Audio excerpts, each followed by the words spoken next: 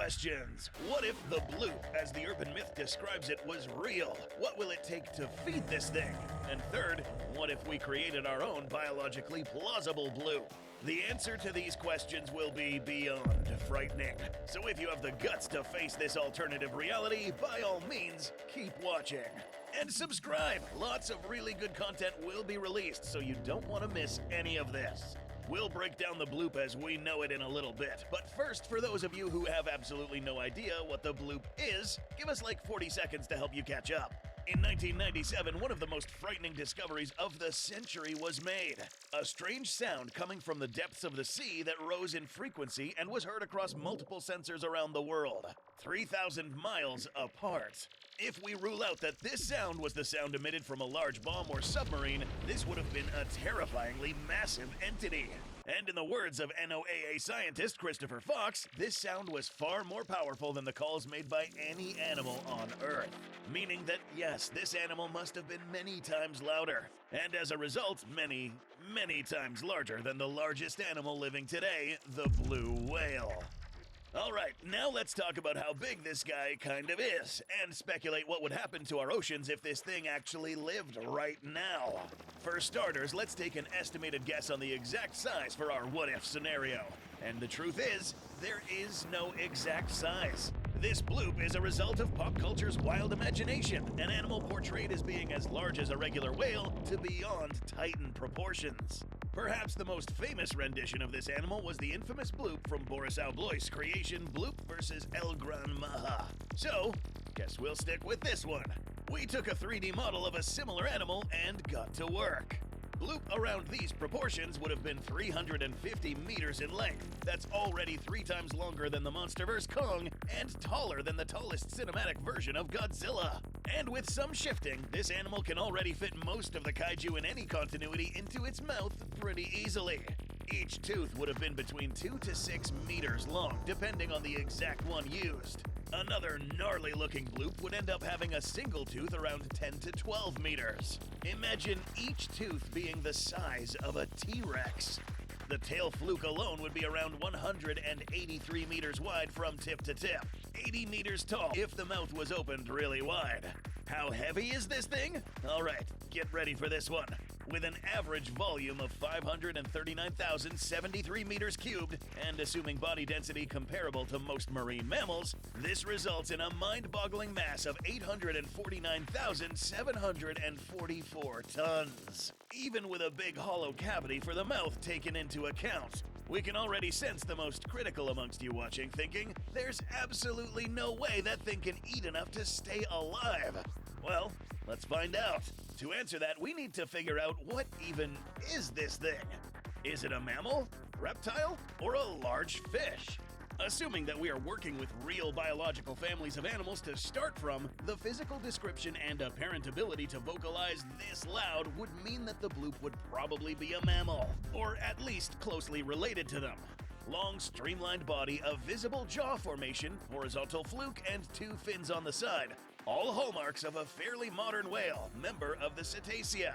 So, unless we are looking at some extreme case of convergent evolution, our very first guess is that this is some kind of whale. To find out what this thing will eat, let's first find out what's available on the menu, by finding out where it would live. The original sound came from the Southern Ocean, and coincidentally, this would actually be the best part of the planet where bloop would live. Now, those of you who think that it's a little weird for this colossus to live in a desolate environment, consider that the Antarctic Ocean provides this massive, supposed warm-blooded animal with a natural coolant of sorts. Given this animal's sheer size, the fact that it generates its own heat from cellular activity, it's already going to be running hot. Because of this, bloop may continuously fight a biological effect known as gigantothermy. And the fact that this thing burns a lot of calories, we now need to learn how this thing would feed itself.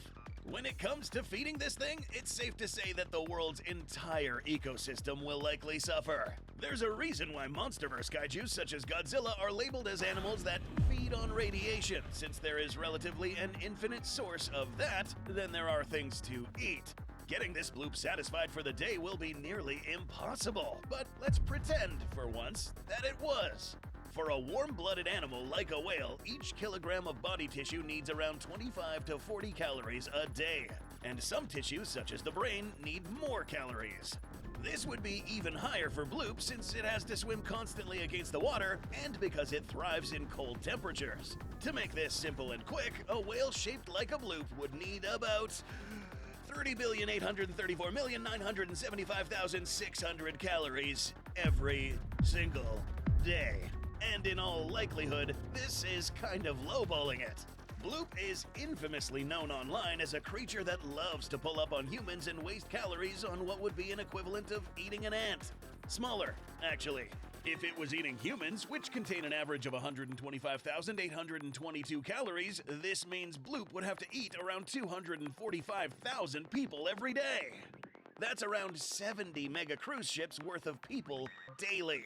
That filter-feeding stunt whales pull on krill and plankton? Bloop here would have to be doing that on people per scale if it could even reach them. But surely we'd imagine that there are never 245,000 people floating in the Southern Ocean all at once. So it would resort to eating the largest animals on the planet and gobble these record-sized whales constantly. It would be chugging down a whopping 40 large whales every single day, even with supplements such as swallowing entire schools of fish, pods of whales, entire colonies of penguins. Feeding this dude for a week would nearly single-handedly crash entire ecosystems and the global food chain if it roamed the seas and continuously chased down food to eat without starving to death. What happens if you get eaten by one? We have a special episode coming out discussing this in detail. So subscribe not to miss it, and to help fund our videos, make sure you check out our new Bloop t-shirt. Alright, so as much as we'd love for an animal this big to really exist, unfortunately it's evident that an animal as large as Bloop isn't really sustainable on this planet. But here on Goji, we aren't going to leave our viewers with our arms crossed. We'll pretend evolution took an alternative turn and came up with a biologically plausible Bloop. And what if, for whatever reason, Mother Nature saw fit to allow an animal to evolve into a gargantuan creature with the characteristics of this notorious urban legend? Would it actually be this big? Would it be a feared predator? Or will it still be outright impossible? Let's find out. The objective of this section is to hypothesize the largest animal possible as long as it is within plausible biological parameters. This means trying to get it to be bigger than the largest animal on Earth right now, the blue whale. This is an animal whose ancestors were actually not that big by today's standards. Baleen whales that lived during the Pliocene and Miocene were kinda small. In less than 5 million years, Mother Nature brought forth gargantuan creatures that exceeded 100 feet. So the ability for a titanic animal to evolve from a much smaller ancestor over a relatively short period of time is actually possible. Does this mean that our bioaccurate bloop is a whale? Not quite.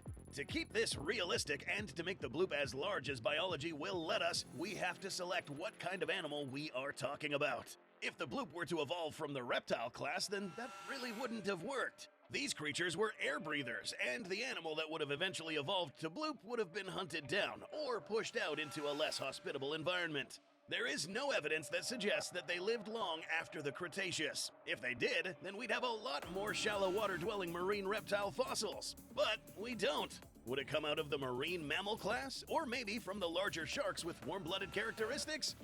No. As mentioned already, an animal this big would still run into the issue of eating enough food to keep it running. Remember, we want our bloop to be larger than these whales. There is one class that might end up working out, actually. Bloop today would have its ancestors dating back to the Paleozoic, a time before the dinosaurs, and whose closest living relatives would look like this. No, seriously, this isn't a joke. Now, granted, there are no amphibians today that lived their whole lives in salt water, but there have been some in the past that have adapted to it. One group being the Trematosaurs, which survived a major extinction and thrived in the Triassic period. And slightly possible that they may have survived into the Jurassic. If they had adapted to live in deeper water as opportunistic predators and scavengers, they would have been just fine despite low food availability, which is a trait that the present-day amphibian-class bloop will need. Similar to how giant isopods and squid survive in the deep ocean with little or no food, bloop's ancestors would have waited out food scarcity and then increased in size as the ecosystem improved. As whales entered the oceans, these ancient predators might have targeted them instead, evolving better swimming abilities while using ambush tactics. This adaptation would lead to a gigantic amphibian that rests on the seafloor and waits for its prey, benefiting from changing ocean conditions that brought food closer to the surface. The Goji Center team and researchers have come up with a biologically plausible version of bloop and what it would have looked like if it evolved from this class, the bloop.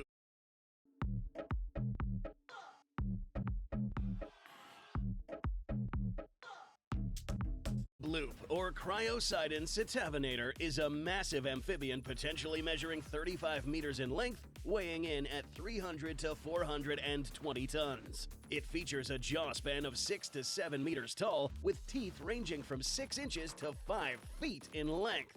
This animal is really heavy. Almost too heavy, but with a few tweaks, this animal will be just fine. This creature's bones could have a lattice-like structure providing strength without excess weight. Being cold-blooded similar to reptiles, this bloop requires a lot less calories than a warm-blooded animal would, allowing it to thrive on a low-energy diet. It would still need around 2.3 million calories per day. Sounds like a lot, but this is actually less than some whales. Some amphibians will enter into torpor. This is a state where an animal such as a reptile or amphibian lowers their metabolism greatly. For amphibians and reptiles, this state is technically called brumation, the equivalent of hibernation for mammals. This way, bloop will be able to rest and spend long periods of time without having to eat. Its amphibian nature enables it to extract oxygen from the water itself, allowing said periods of dormancy, waking up when conditions are more favorable and going out to hunt. How? Well, here's where things get interesting. Bloop could remain stealthy through slow movement and effective camouflage, taking advantage of its surroundings to catch prey off guard. This involves ambushing prey from the seafloor, targeting young whales, and utilizing a suction feeding method for smaller schools of fish or big giant or colossal squid that would be found in its hunting territory.